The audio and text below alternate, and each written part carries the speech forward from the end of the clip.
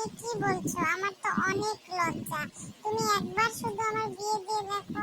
আমি একবারও বাসা থেকে কেন, আমি ঘরের থেকে আর বেরোবো না। আর বিয়ের দিন নিজের ঘুমটাই খুলবো না।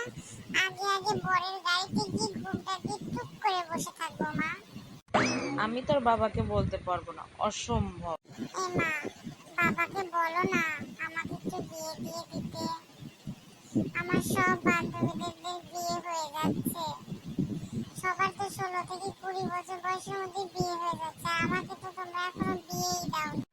আমি কিছুই বলতে পারবো না। তোর যদি এতই বিয়ে করার শখ থাকে তাহলে তুই গিয়ে তোর বাবাকে যেয়ে বল।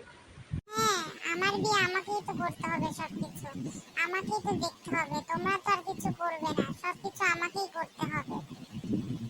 প্রতিদিন বাসাতে আমি 10 বার বিয়ের কথা বলি, তাও আমার কথা কেউ কানেই নিচ্ছে না। আর একবার বলবো,